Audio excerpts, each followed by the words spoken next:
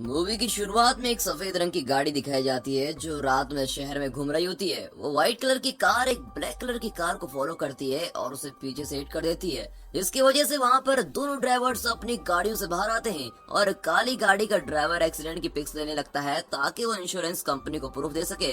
उसी समय व्हाइट गाड़ी का ड्राइवर उसे बहुत मारता है और उसे वहाँ पर मारकर खुद अपनी व्हाइट कार में चला जाता है। 5 अगस्त के दिन दो पुलिस वाले ट्रैफिक जाम में फंसे होते हैं। बहुत गर्मी का दिन होता है और गाड़ी में बैठे हुए वो दोनों एक मर्डर के बारे में सुनते हैं जो रेडियो पे बताया जा रहा होता है। अब एक पुलिस वाला जिसका नाम टेसोक है वो गाड़ी से उतरकर एक कसिनो में जाता है जहाँ की सिक्योरिटी उसे अंदर नहीं आने देती और वहाँ के गार्ड्स उसे रिश्वत लेने की कोशिश करते हैं, जिसे देख के टेसोक को गुस्सा आ जाता है और वो उन्हें पीटता है। वो काउंटर पे बैठे हुए आदमी को पैसों की हेराफेरी के जुर्म में अरेस्ट कर देता है। एक माफिया बॉस जिसका नाम डोंगसू है वो पंचिंग बैग पे लगातार बॉक्सिंग की प्रैक्टिस कर रहा होता है। तभी उसके कुछ आदमी कमरे में आकर उसे उस इंसिडेंट के बारे में बताते हैं जो पिछले सीन में कसिनो में हुआ था।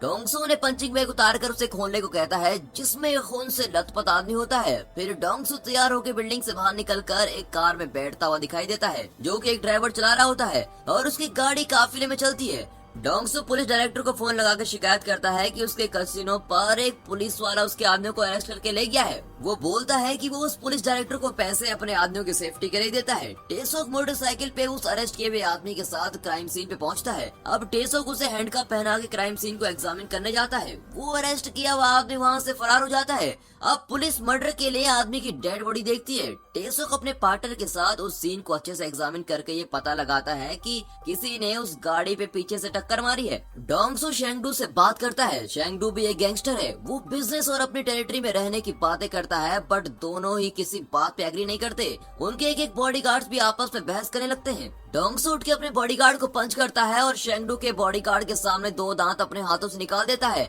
और उन्हें बॉसेस के बीच में बोलने से मना करता है। अब शेंगडू ये सब देखकर डर जाता है और डोंगसू की हर बात पे एग्री करता है। पुलिस स्टेशन में कुछ लोग मीटिंग कर रहे हैं और विक्टिम्स के बारे में डिस्कस करते हैं कि ना ही वो किसी कर्ज में डूबा है और ना ही उसकी किसी से कोई दुश्मनी है। वो सब किलर की प्रोफाइल बनाते हैं। टेसोक बोलता है कि ये कोई आम किलर नहीं बट एक सीरियल किलर का काम हो सकता है और इससे पहले भी 2 और ऐसे कत्ल हुए हैं जिसमें सेम लेंथ के नाइफ से मारा गया है। बाकी के पुलिस वाले टेसोक से सहमत नहीं होते और उसी समय पुलिस डायरेक्टर टेसोक को कसिनो पे बिना वारंट छापा मारने के लिए बोलता है। टेसोक बोलता है कि उसे बुरे लोगों को पकड़ना है और वो इस काम से पीछे नहीं हटेगा।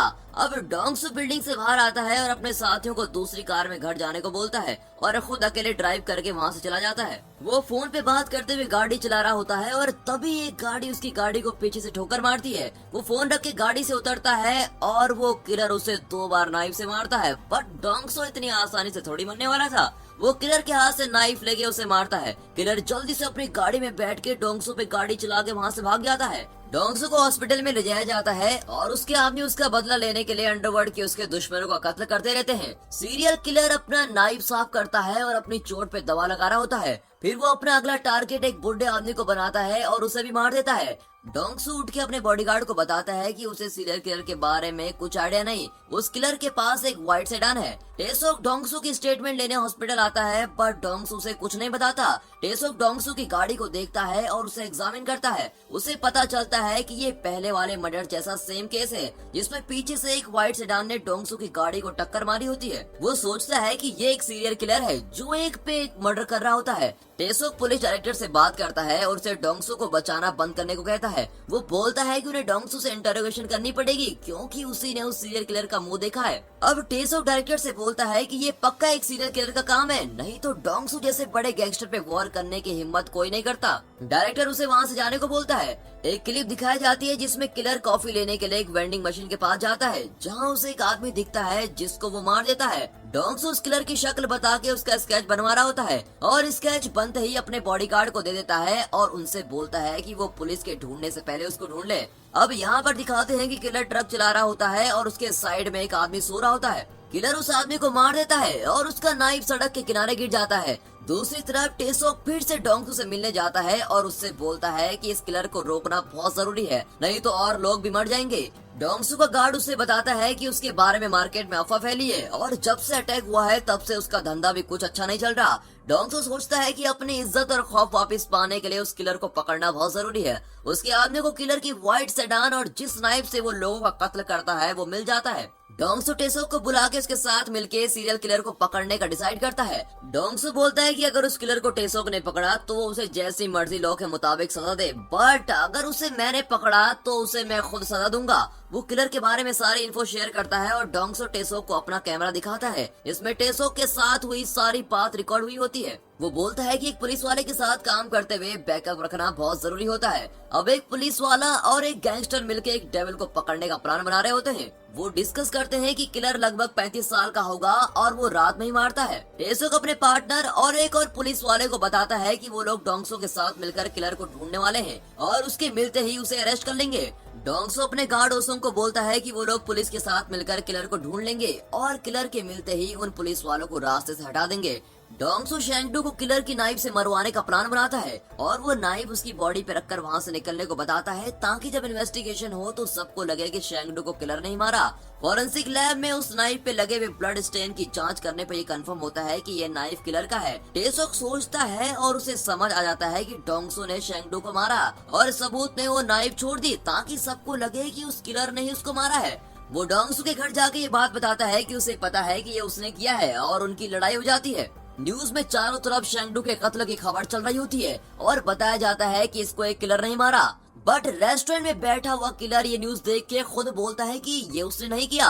उसके पास बैठा हुआ एक आदमी ये बात सुन लेता है। किलर रेस्टोरेंट से बाहर जाते समय उस आदमी के कंधे पे हाथ रख के चला जाता है। सीरियल किलर शेंगडू के फर्नल में जाता है और वहाँ डोंगसो पे नजर रखता है। वो शेंगडू के बॉडीगार्ड को एक नोट देता है जिसमें वो बताता है कि शेंगडू को उसके नाइफ से मारा है बट उसने नहीं मारा और डोंगसो की तरफ देखने लगता है कि डोंगसो ने मारा है। डोंगसो टेसो व्हाइट सेडान में किलर के खिलाफ सबूत ढूंढते हैं और उन्हें स्टीयरिंग व्हील के नीचे खून मिलता है जिसे वे जांच के लिए उठा के लेके जाते हैं ताकि फॉरेंसिक लैब में किलर की कुछ आइडेंटिटी पता लगा सके। तभी शेंगडू के आदमी उन पे अटैक करते हैं और वो दोनों किसी तरह उधर से बच के निकल जाते हैं। टेसो को और उसके साथी को किलर के बारे में क्लू पता चल जाता है और वो उसे खुद देखते हैं और उसे पकड़ने के लिए उसके पीछे भागते हैं, बट वो बच के भाग जाता है। उन्हें पास में एक जगह का पता चलता है जहां किलर ने बैठ के खाना खाया होता है। वो फॉरेंसिक टीम को बुला के एक पास की फैक्ट्री में लेके जाते हैं जहां खाली बोतल्स रिसाइकलिंग के लिए जाती हैं, इस उम्मीद में कि उन्हें किलर को पकड़ने के लिए कुछ क्लू मिलेगा। डोंगसो नई पार्टनरशिप बना रहा होता है ताकि उसका बिजनेस पहले की तरह अच्छा चले।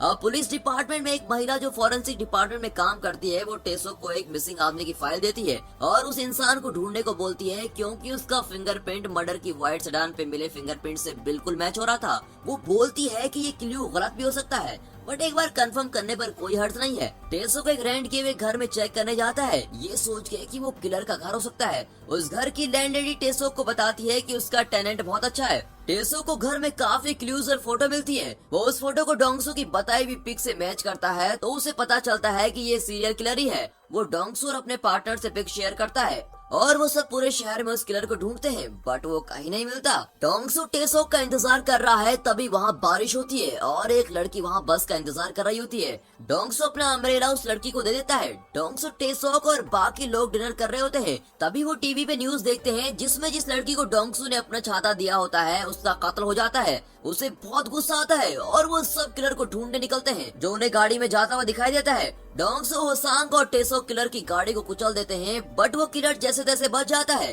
किलर होसांग को मार देता है बट डोंगसो उसे पकड़ लेता है और उसे बहुत मारता है। डोंगसो उसे वेयर हाउस में लेके जाके बहुत टॉर्चर कर रहा होता है और जैसे ही वो उसका सर काटने वाला होता है टेसो आ जाता है और डोंगसो को पीटकर किलर को अरेस्ट कर देता है और उसे पुलिस स्टेशन लेके जाता है बट किलर के खिलाफ उनके पास ज्यादा प्रूफ नहीं होते इसलिए टेसो डोंगसो को विटनेस बनाने को बोलता है। डोंगसो मान जाता है बट उसे भी किलर वाली सेम जेल में भेजने की शर्त देता है क्योंकि वो उसे खुद मारना चाहता है। डोंगसो कोर्ट में बताता है कि किलर ने उसे मारने की कोशिश की है और उसी दौरान उसने उसके चेस्ट के लेफ्ट साइड पर वार किया था। पुलिस वाले किलर की शर्ट उठाकर देखते हैं कि किलर की चेस्ट के लेफ्ट साइड पर चोट होती है और किलर को जेल हो जाती है। अब डोंगसो किलर को जेल में उसकी फांसी होने से पहले मार डालेगा। दोस्तों ये मूवी आपको कैसी लगी? आपको क्या लगता है ये किलर किस वजह से सबको मार रहा था? आप अपनी राय कमेंट में जरूर दें और अगर वीडियो पसंद आई हो तो वीडियो को एक लाइक और चैनल को सब्सक्राइब जरूर करें। And finally thanks for watching.